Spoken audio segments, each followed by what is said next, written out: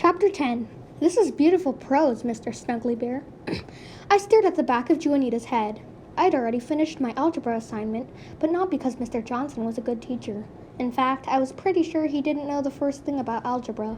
All he did was read a book silently to himself and make us figure things out on our own. I wrote a quick note. I don't know what you're up to, but I'm going to find out. I folded the paper and wrote Juanita on the outside. I tapped Haley, the girl in front of me, on the shoulder. Mr. Johnson was still reading. I held out the note.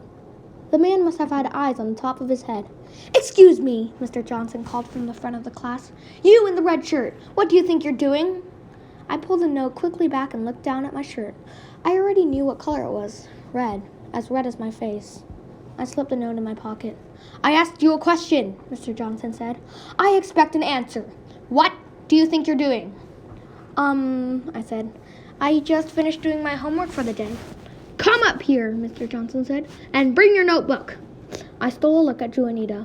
She just shook her head as if to say, "What have you gotten yourself into?" "Let me see your notebook," Mr. Johnson said when I got to the front of the class. I felt certain that every last student in the classroom was staring at me.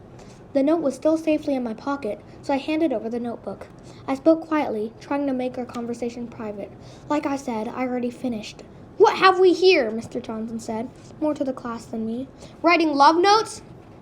"What? No," I protested. "That's my assignment." Mr. Johnson held the notebook in front of him and peered over his glasses. "Dear Megan, I miss you terribly. I wish you were here by my side." The class laughed. I glared at Juanita's uncle. I knew I'd been beat. "I think of you all the time," Mr. Johnson continued, still pretending to read from my notebook. "I love your beautiful ears, your pointy little nose, and your ankles. I could stare at your ankles all day." The class was laughing hard now. Mike sat in the front row. He wasn't laughing, but he wouldn't look at me. None of my classmates would stand with me. I didn't care. I was a superhero.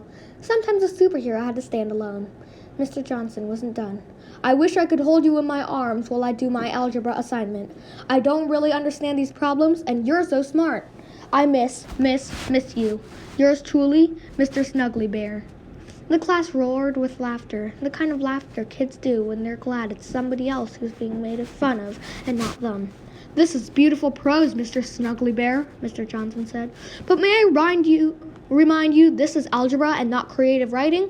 Please return to your seat and do your assignment."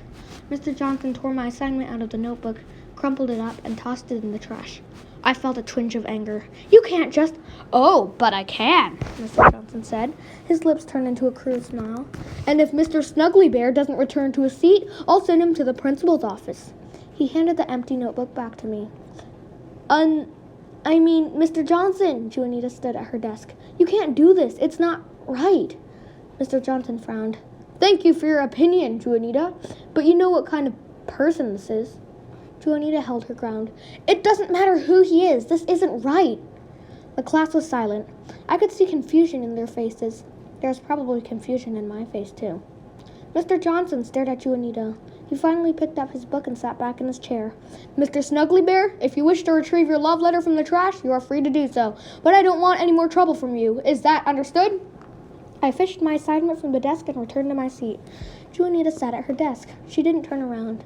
I flattened my assignment out of my desk and then pulled the note to Juanita from my pocket and read it again. The note was even truer now than when I'd written it just a few minutes ago.